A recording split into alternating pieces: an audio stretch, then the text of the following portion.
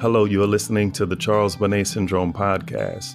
My name is Shaimond, and today's special guest is Dr. Nader Pouratian.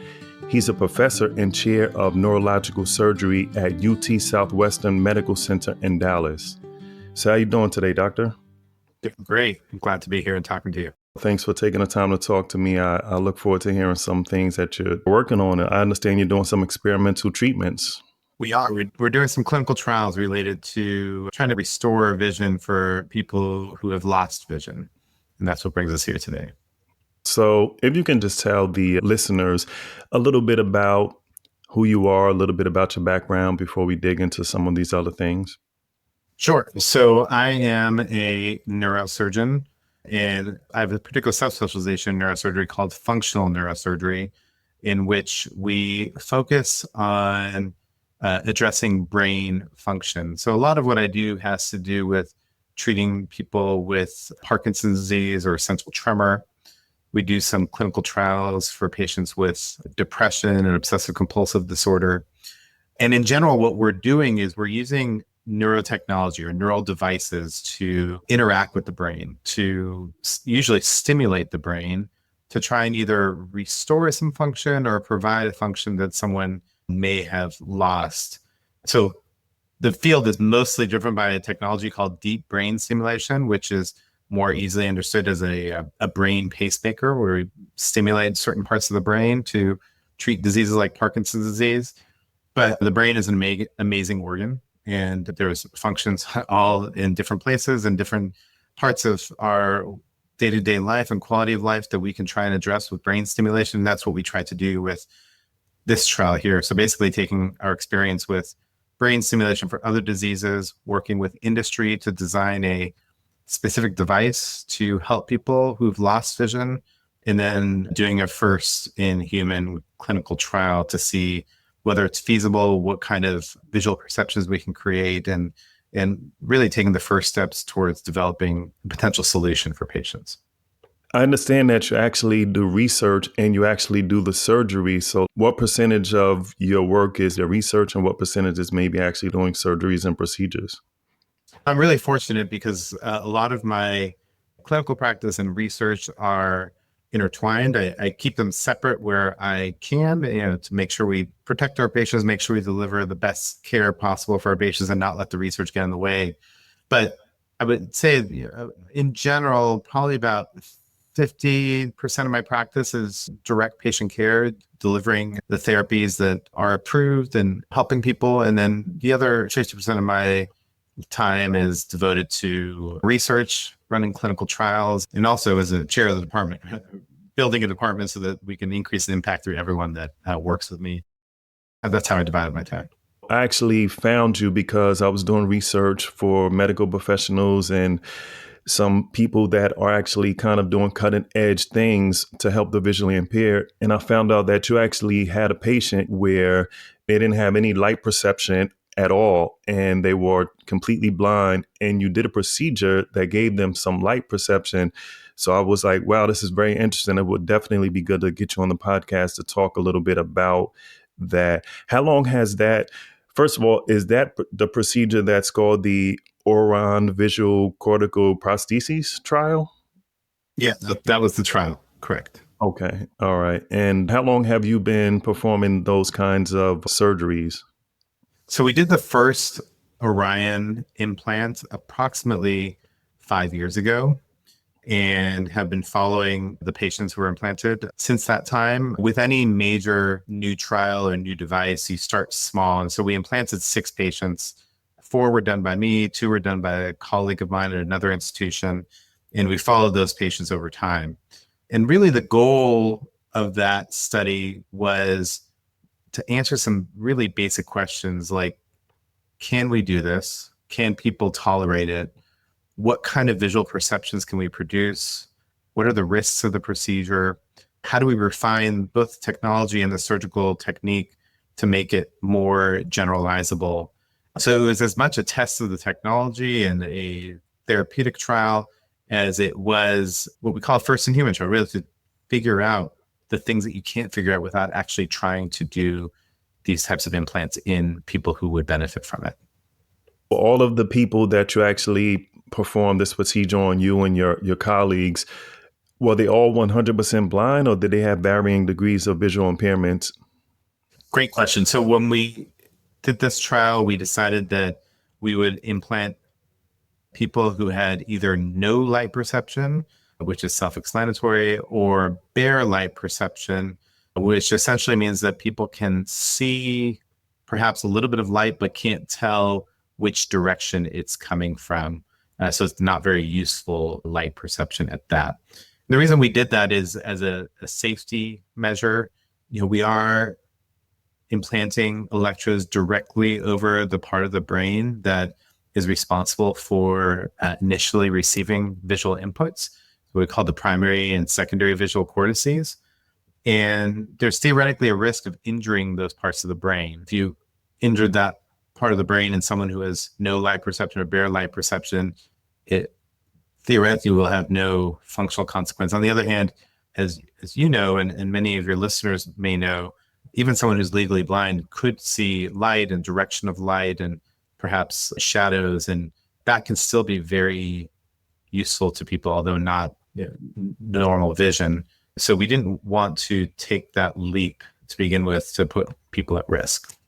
That's actually pretty interesting, because I don't know how much the listeners know. Some of them know me better than others, but I actually need glasses myself. But I've been to different doctors and they say, oh, you have B vision or you have C vision. So I actually thought about getting like the procedure where they like cut the eye or whatever, the LASIK surgery. But most doctors were saying that it's really not worth it, because if something does go wrong, which is very rare, it's not worth it because you have pretty decent vision. So it seems like that's the case that you took with your patients, which is, I think, an excellent choice because it's less of a risk for something to go wrong. That was exactly our thought. And there was just so much that we thought we still needed to learn, especially just learning in general what the risk and the feasibility and the tolerance of this procedure was before we thought about opening the envelope of who we might consider for treatment. So I think even in hindsight, it was a good decision to focus on those people who may need it most. I think the other thing that I've realized over time is there just are so many great visual aids that have nothing to do with brain implants. Maybe they're apps or other systems, apps through your smartphone or other things that help people who have low vision. And ultimately, what I really realized from this trial is we're never going to restore vision the way that vision is when it's normal and intact in people who are sighted. It's just that I shouldn't say never. I don't think in the near future we're going to be able to do that. So now we know what we can potentially achieve with this type of stimulation. And I think the real advances will come from integrating what we know we can do now with the other devices that are out there, filling the gaps of those devices that may have their own limitations, and that pursuing what I would call a multimodal approach, using different types of information to really help maximize the recovery of function for people with low vision. That's very interesting. So how successful have these procedures been? Great question. So there are different measures that we have. We have some basic functional measures, like a task that's called the square localization task, which is having the participants sit in front of a screen, and there are white squares shown in different parts of the screen, and they have to localize that square on a screen. So that's why it's called the square localization task. And these are people who have no light perception. And in fact, what we can show is that they can get quite accurate square localization. We also see improvement with direction of motion. So if you show bars, lines moving across the screen in different directions, and then ask the participant to tell us which way the bars are moving, they do quite better with the device on than off. And then we did other visual acuity tests, which is where the benefits become less apparent, looking at how well they can resolve different figures, which is not as resolved as we'd like for it to be. But those are all very objective measures, things that we can measure as someone is performing a task. They can point to something, we can quantify it. We also had all of our patients work with low vision rehab specialists which I'll admit that I didn't appreciate the value of until we started the trial or until we got the trial going. And the point there was we can have someone sit in front of a screen and point to a square or tell us which way things move, but real life vision and the function of that vision is much more nuanced. And what we realize is that people have to learn how to use the device and make it useful for them.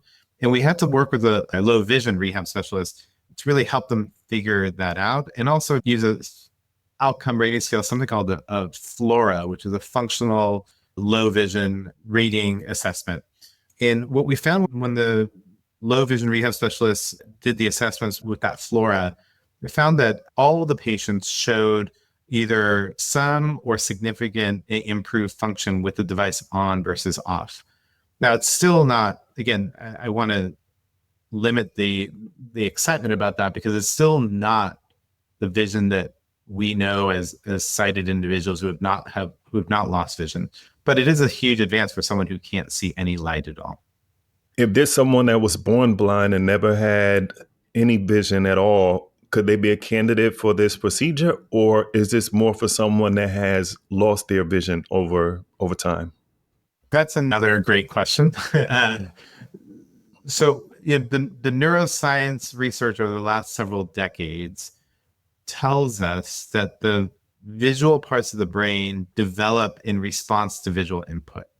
There was a very old study, and it's been so long since I've thought about the name of the author that I can't remember it right now, but where they did some experiments in cats when such experiments were more common. And they took kittens and they didn't expose them to either horizontal or vertical lines as they developed their vision.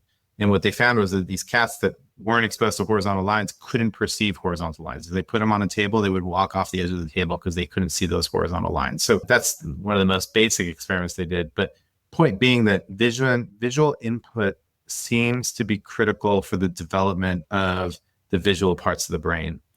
And so based on that, our approach has been to implant people who have had vision so that we know that the visual parts of their brain have developed, but then have subsequently lost vision. Now, it doesn't mean that we couldn't implant someone who's congenitally blind, who had never seen light. But again, in terms of that risk-benefit analysis, we felt like if we were going to see a benefit, the most likely area that we were going to see it is in people who were previously sighted and then lost vision, rather than those who were never sighted, which we weren't quite sure how that function might work out. So what if someone was interested in getting this procedure done? What is the process of that? It's a complicated answer. Okay. This clinical trial was sponsored by a company called Second Sight Medical Products, which had also developed a retinal prosthesis before this Orion prosthesis. In fact, Orion was based on the retinal prosthesis that they had FDA approved.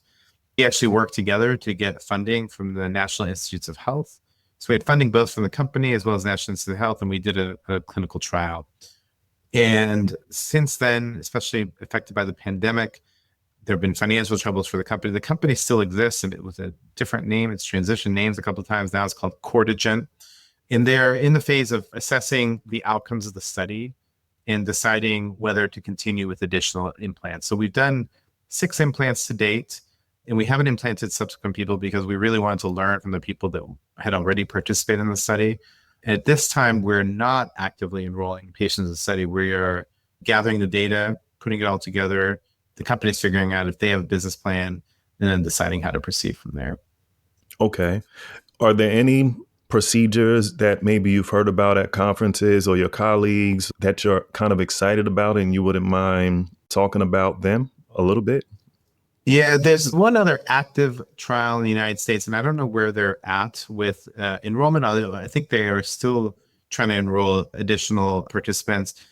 The lead investigator's name is Phil Troyk, Troyk, and he too has been working for a long time in developing a visual prosthesis.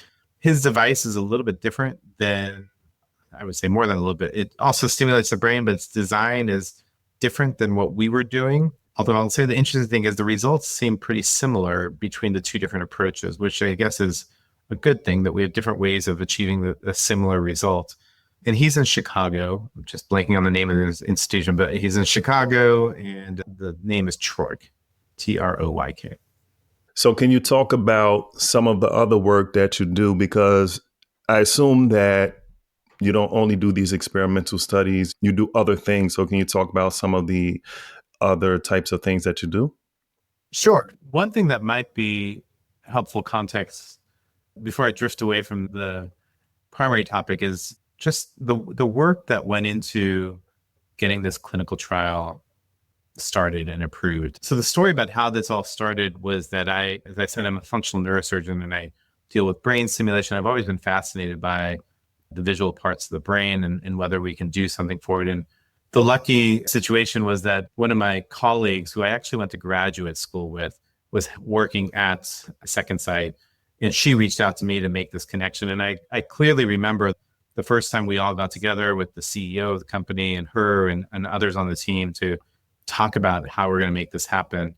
And I'll say that it was several years before we ever got to do a clinical trial. So just brainstorming on the concept was a several year process and talking about a lot of different things that we had to consider. As a surgeon, I thought a lot about, well, what's the surgical approach? What can we do safely? How do we get things into or around the brain, but do it in a way that if this works, it could be generalizable, meaning that most neurosurgeons would be able to do it. But there's a bit of a history in this area of other investigators trying to do this, and we're able to connect with some folks who were previously in the field and learn from their experience. And then we started mocking up different samples of what the prosthetic might look like. And that was a fair amount of work. We did some cadaveric work as well, trying to do implants in basically human heads just to make sure that our surgical approach would work. We did a series of animal studies to make sure that the devices that we're designing were biocompatible and wouldn't cause any major complications. And everything went extremely well. And everything was going according to plan. But at that point, being both a physician as well as a researcher, we wanted to have a little bit more confidence of what we could possibly do and what the implications would be. And as I said, I'm in this field already, and we already put stimulators in people's brains. So the very first step we took in patients or human participants was actually to do a trial with a device that was already available for treatment of epilepsy. And it's a very somewhat complicated, not complicated, but I guess ethically complicated trial, because our plan was to implant something in the same area that we eventually targeted for Orion, but put a device in that was not coupled to a video camera, that we couldn't transmit video images to it, but we just wanted to be able to stimulate the visual areas for a period of, we ended up doing it for about 18 months to see how consistently, how reproducible, how reliable it can be to deliver these visual perceptions or phosphenes, as we call it. And the story there is actually quite interesting because I did feel a little bit anxious about it. But the patient story on this one is a great one, because there was a young lady who had a rare disease that did lead to blindness. And I talked to her initially and I said, I'm not sure you're the right person for the study, but one of the most memorable phone calls I've had in my career was with her, because she called me and she said, look, doc, you got to understand something. I'm blind. And this is something I need to do. I need to do this. I need you to enroll me in this study because I feel like I need to give back to the community. I need to do whatever I can to try and move the field forward. And I feel an obligation to do this. And it was really a turning point, I think, in moving our experimental process or a clinical trial process forward, because she really partnered with us. And I would say, I hate to call her a research subject. She was more of a research partner by participating in the trial and letting us learn so much about how to stimulate the brain, how consistent it was, how reproducible it was. And once we had the data from her, we felt really confident about the parameters that we would need, the safety that we might expect, and really to dive in to do the actual first in human clinical trial with the Orion device, which was the functional device. I share all this, which is a little long-winded, but only to say that from concept to trial is a long process, and there's a lot of work that goes into it. And hopefully the people who are doing it do have a little bit of pause to make sure that they're doing the right thing for patients and not just doing something cool. But eventually you get there when you've got the right team. And part of that right team is having the right people participating and contributing to advancing the science and the clinical care. Thanks for adding that context, because a lot of people just see the final result, the end result, and they say, oh man, this is great, they're doing this, but they don't realize all of the work that went into it and how long it took. And like you said, team, I think about this like an old African proverb that says, if you want to go fast, go alone, but if you want to go far, go together. And people are wonderful. We need each other, but sometimes it could be difficult dealing with personalities or schedules or anything. So if you can learn how to like deal with people and find right people for you, and sometimes the people will just kind of like naturally come. You can't force it. I mean, whether you're at a conference or you could be anywhere, and then you just realize that there's a bit of a connection, and it could be someone that maybe is not even a medical professional that can come in some capacity and share their insights or something. So thank you for sharing that. It's really good for people to know, because sometimes we get frustrated, people in the Charles Bonnet Syndrome community. I don't have it myself. I'm a caregiver and an advocate, but we think that people aren't really caring about people that have Charles Bonnet, or there's not a lot of research being done. But I've been fortunate to speak to a lot of researchers from around the world. And I said, wow, I didn't know all of this stuff was being done. All of this research was being done. And some things just take a little bit of time. So it's definitely good to hear that. So I'm curious, you mentioned that this is like a device. So do you have to charge it with batteries, or can it die out after a certain amount of time? Can you talk a little bit about that side of this?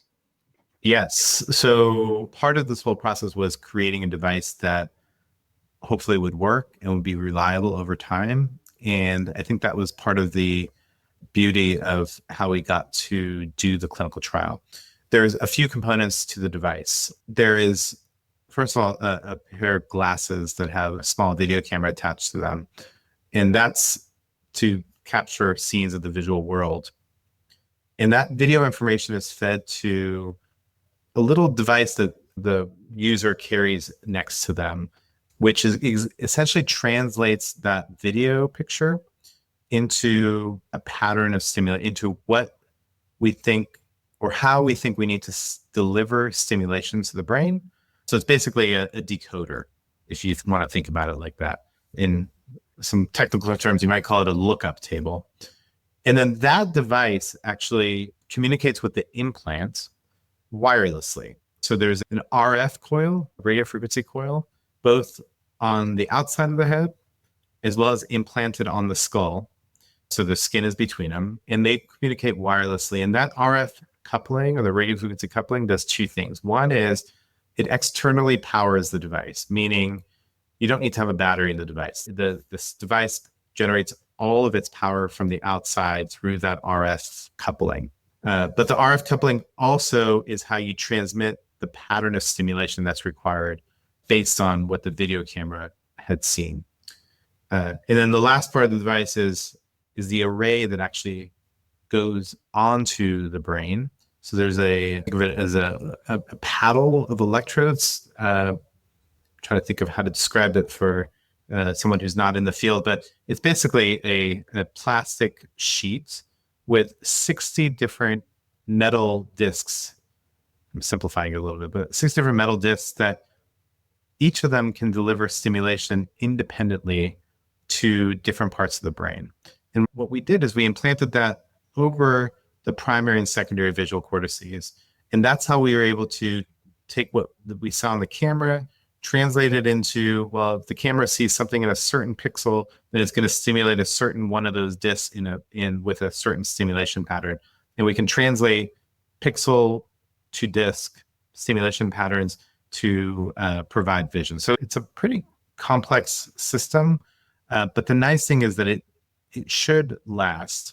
It does not need the battery to replace, and it has a lot of flexibility in terms of how it can stimulate the brain, because everything is powered and programmed from the outside in. So you don't need to worry about replacing the hardware over time. Earlier in the podcast, you were saying that in our lifetime, we may not be able to see a full visual replacement or eyesight being returned 100% is a better way of saying it. What are some barriers to that? I mean, obviously the brain, you have the eyes, you have different parts of the brain, but what are some of the challenges to being able to restore vision? It's a great question. If I had the answers, I'd be able to make a lot more progress, but you sort of hinted at it. The visual system is very complicated, right? So the light goes through the cornea and then goes through the lens and it hits the retina. There's some processing of the visual information in the retina. Then it goes through the optic nerves and the optic tracts. It stops in another area called the thalamus before it goes to the visual cortex. And we'll talk about the primary visual cortex in a second, but then for the primary visual cortex, it goes to everywhere downstream of the secondary and tertiary visual cortices.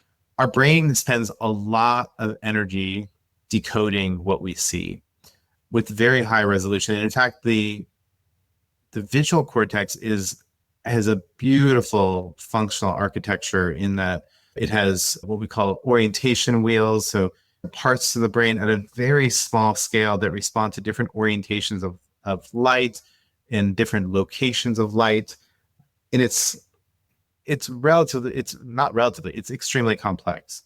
For us to come in with these metal discs and try to stimulate that area and reproduce what our brain and optic nerves and the whole optic system does naturally is extremely complicated. I think in every generation, people doubt that anything can be done in the future. But I think for the foreseeable future, I don't see that we can reproduce what the visual system does so eloquently at the scale that's necessary to produce vision at the scale or at the precision that we're born with, or that comes naturally as humans. I hope we can overcome it, but it'll be a very complicated challenge to be able to decode at the right resolution and with the right patterns of stimulation. It sounds complicated. It definitely does. And thanks for sharing all of the different complexities of the brain and vision and stuff. One thing that you said earlier when you spoke about technology and how that could be very helpful in apps, I think that is really something that's important and that can help a lot of people. As a matter of fact, I'm going to actually do a show where I talk about a lot of different apps and everything out there. Are there any smart glasses or apps or anything that you're excited about or that patients tell you about or that your colleagues talk about that you may want to mention? I don't know all the specific ones because the patients use different ones and I think they have different preferences. But maybe I can answer this in a little bit of a different way since I don't know the direct answer. I think one thing I would do very differently, and as evidenced by my inability to answer your question right now, if I had to start this whole process again, I would have spent, I spent a lot of time preparing for this trial to get this trial underway. We did a lot of, as I said, technical development. We did a lot of animal studies. We did cadaveric studies. We did the human study. One thing I didn't do that I realized after the fact would have been extremely valuable is to dive a lot deeper with people who have no light perception or bare light perception and really understand what solutions they already had, whether it's through their smartphone or smart glasses or other devices, understand how that helps them, but more importantly, understand what the gaps are and what they still need solutions for so that we could design the trial and the device to fill those gaps, right? So I think we all realize as technology evolves at a rapid pace that there's a lot of amazing solutions coming out, but in many cases, there's not a single solution that's going to fix everything. And so I think we need to think about this approach of how do we use the different types of solutions in technology, whether there's like special glasses or the brain stimulation device, or it's an app on your phone.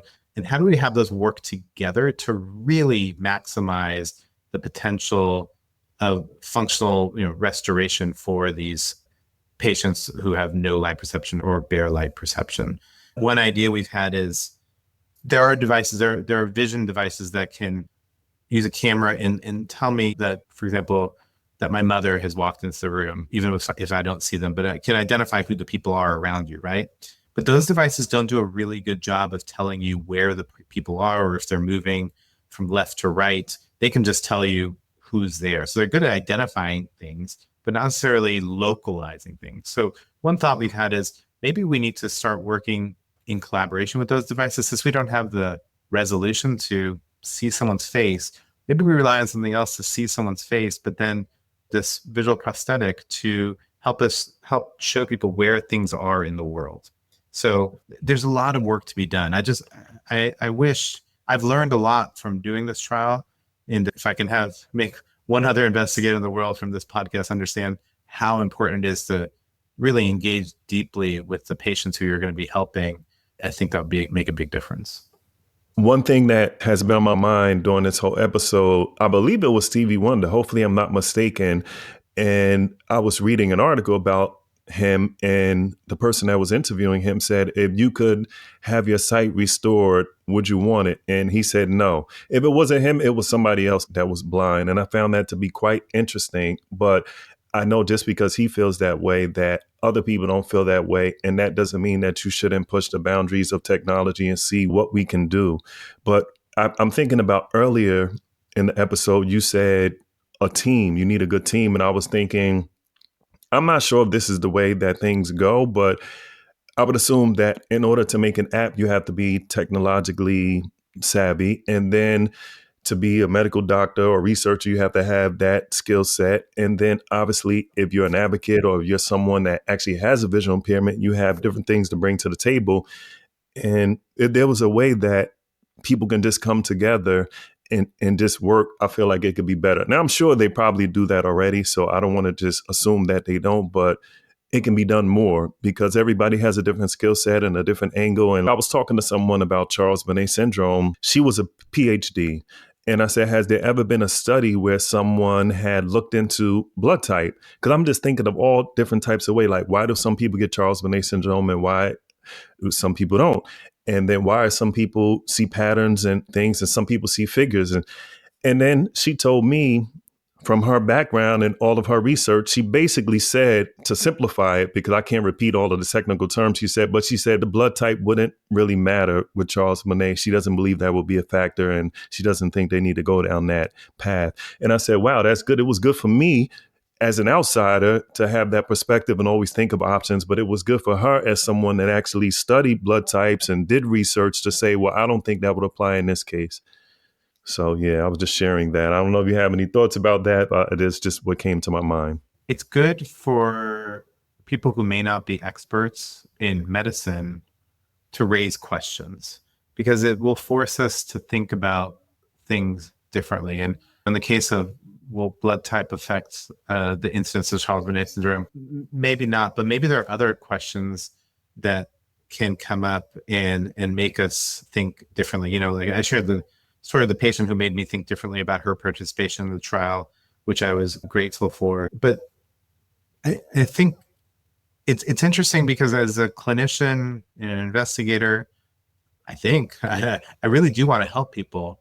But sometimes no matter how much we think we want to help people and we think we know how to help people, we don't necessarily know, or we may not be thinking the right way. And so that's why I think this patient engagement and community engagement is so critical to help us maybe look at things from a different angle that would be critical and could help move the field forward. So I think we're saying the same thing. It's that teamwork and different perspectives, and maybe some of the perspectives aren't useful, but you never know when you are going to come across something that makes you think differently. That's a form of humility too, because you're saying, hey, I don't have all the answers. We're going to do this together. And it reminds me of now, because I know this is an audio podcast primarily, so people don't know I have a bit of a baby face, but I'm a little older. And I remember working like in the 90s, you just worked.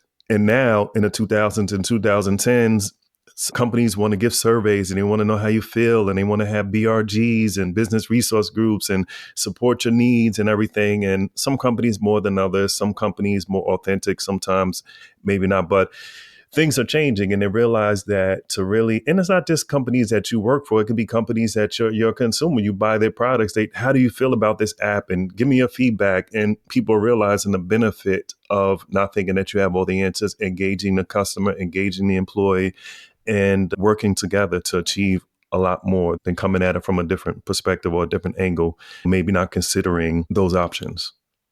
We've all got blind spots, no pun intended.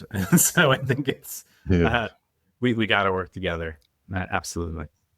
So how can people maybe contact you, find out a little more about you? Or are you accepting new patients? Can you just explain a little bit about that? And if you want to share any websites or emails, feel free, whatever you're comfortable sharing.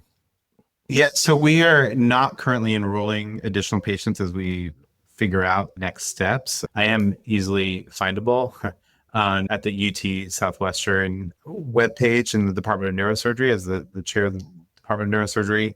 And we publish our work, and we publish a lot of some of the more fundamental work, looking at the effects of stimulation, the patterns of stimulation, the effects of eye movement on how you perceive the brain stimulation, the phosphanes. But the core work that reports the outcomes of the clinical trial is actually currently under review. So hopefully that will be published soon. And then once that gets published, we're hoping to try and define what the next steps would be. But always happy for people to reach out to me. I will say that we're not actively enrolling anyone, but we are hopefully looking forward to what might come next. And I'm curious, do you focus on people with visual impairments, or you do all things neurological, not just visual impairment? Great question. I do a lot of things. So my research is in part on what we've been talking about today, but I also do research to investigate a lot of different things. So to understand brain function and the effect of brain stimulation on Parkinson's disease, on depression, obsessive compulsive disorder, and chronic pain. So I started off saying the brain has lots and lots of different functions. The idea of being able to stimulate it and modulate the function is sort of a fundamental premise of what my research is related to, and taking those tools and applying them to many different domains to try and advance different types of brain stimulation-based therapies. I know this is probably a stupid question, and I know the answer is no, but I was just curious, just in case anybody else is thinking, do you ever think we will get to the point, because we actually do transplants for various organs, hearts and everything. Do you think we'll get to the point where we can transplant a brain or transplant a head, or is that just an organ that's off limits? That's something like that is not possible. There are people who talk about it. I don't totally understand how it would work, because the brain has so many connections, and especially the connections with the spinal cord and the brainstem. So I'm not sure how it would work into sort of integrate into the rest of the body. I think more likely we're going to see transplantation of different parts of the brain. So, in neurodegenerative diseases, as certain parts of the brain might be dying off, be able to put those types of cells or genes back into those parts of the brain to restore function. But that's also still a bit away. I don't think most mainstream people think that brain transplants are on the horizon, but brain cell transplants and possibly gene therapies are definitely within reach. Okay. They say it's never such thing as a stupid question. So why, I just had to ask, but I think it's a good question. Yeah. Thank you definitely for sharing that. And thank you for your time. Thank you for the work that you're doing. Thank you for I like the fact that you're a researcher, and also you're actually, I don't know the proper terminology, but you're a practitioner, you have your patients, you do multiple things. So that's not to take away from one person that's just an MD or just a researcher, but I think that's really good. Is there anything that you would like to share maybe with the listeners that you haven't, whether it's something that's coming up or something a book you wrote or anything, anything, feel free. That you may want people to know about. I wish I did have a book or something to promote, but I think I would just end with a message to stay engaged and look for ways to partner with the research field to advance our knowledge and our ability to help people. We definitely need to do it, and it is a team effort. And I think there's a lot of progress to be made, but sometimes it seems slow, but overall we're heading in the right direction. Thanks for listening. If you enjoy the show, subscribe and rate the podcast. It makes a difference. And if you would like to contact me, you can email me at info@cbsyndromepodcast.com.